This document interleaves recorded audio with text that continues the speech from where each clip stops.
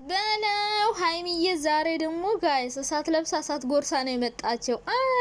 ወንዶችማ ሲያከብሯቸው ሲለማመጧቸው አይወዱምና አንድ ጥፊ ቀምሷል ብሩኬ። ግን ቀስ አድርጋ ነው የመጣችው። ወይኔ አሁን ደግሞ መታችሁ ብላችሁ ያዙ ይልቀቁኝ በሉ አሮጊቶቹ። እና ደግሞ ማለት ነው ሀይሚ እንግዲህ ከብሩኬ ጋር መቀጠል አልፈልግም ከዚህ በኋላ በቃኝ አለ። በቃኝ። እናንተ ግን አሁንም የፍቅር ጥያቄ አቅርቦልሽ ምናምን መቼ ነው ግን ተለያየን የሚለውን ወሬ የምትተውት? ኧረ ተው በቃኝ። ከዚህ በኋላ መቀጠል ሁሌ ነው የምትሉት።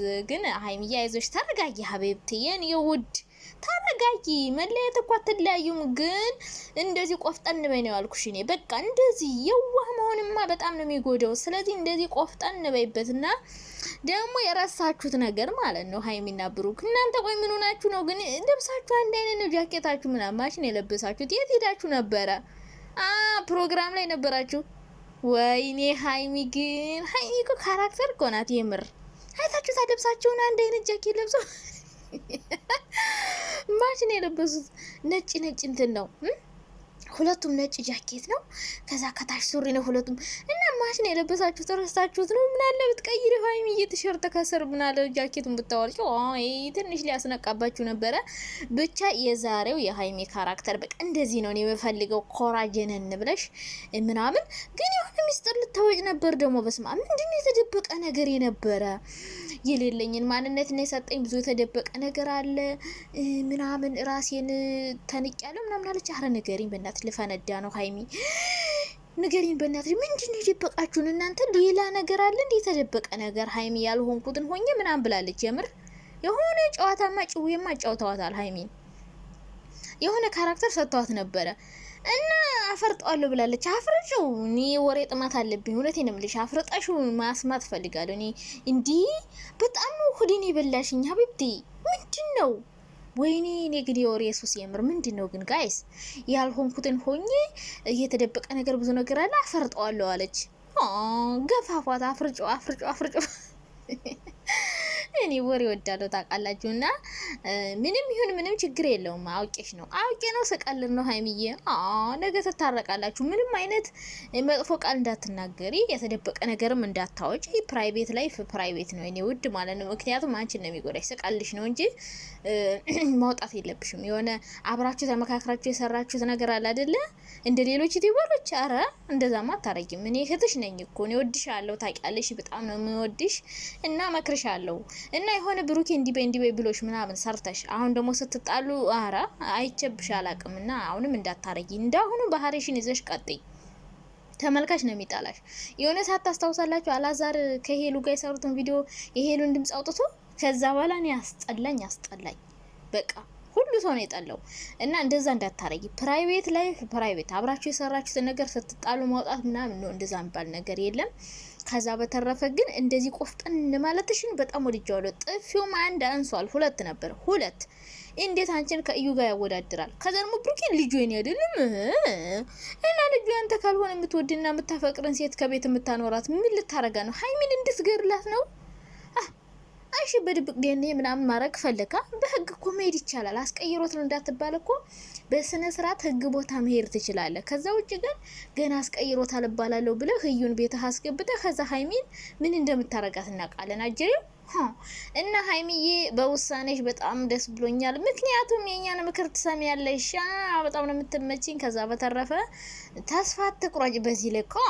እንዴ ምን ሆነሽ ነው ውዴ? በጣም ነው ተስፋ የቆረጥሽው ሀቢብቲ። ተረጋጊ። ነገ ትታረቃላችሁ። መታረቃችሁ አይቀርም። ብሩኬ በጣም ነው የምወድሽ አለ። እሺ ተብሏልስ።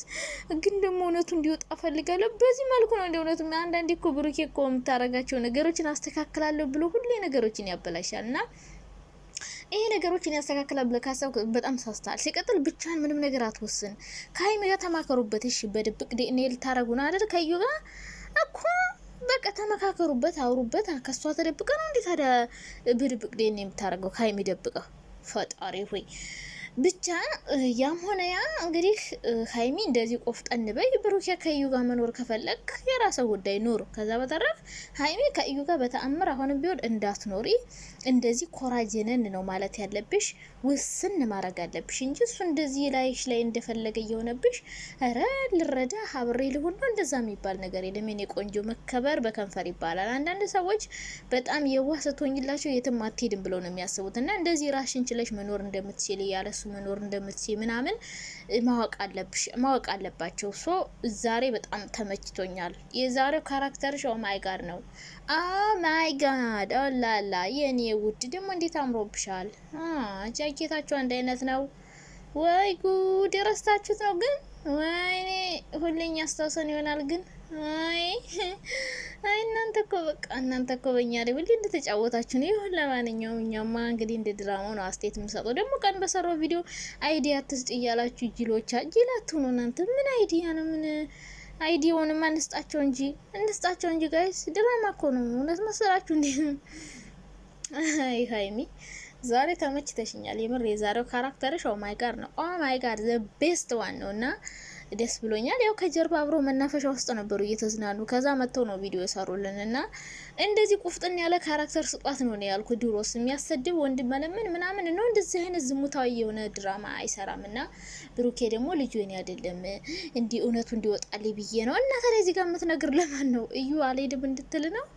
አሳይ ይሄ ብላችሁ ድራማ እንደሆነ የምታውቁት እዚህ ጋር ነው። እውነት ቢሆን ኑሮ ብሩኬ ማድረግ የፈለገው መጥቶ ለእኛ እዚህ ጋር አይናገርም ነበረ፣ በውስጥ ይናገር ነበር። አሁን ደግሞ ነገ እዩ ያዙ ይልቀቁኝ ትላለች።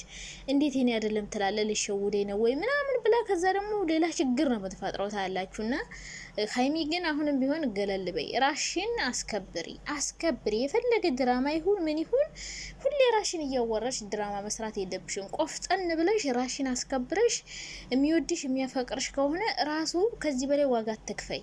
በሱ ጥፋት ለምንድን ነው አንቺ ዋጋ ምትከፍ? እየመጣች እንደፈለገች አፋን ስትከፍትብሽ ምናምን ዝም ማለት የለብሽም። ስለዚህ እዩ ብሩኬ የሚያፈቅራት የሚወዳት ያላለቀ ፍቅር ካለ አብረው ይኖሩ፣ ልጃቸውን ያሳድጉ፣ ያጣጥሙ።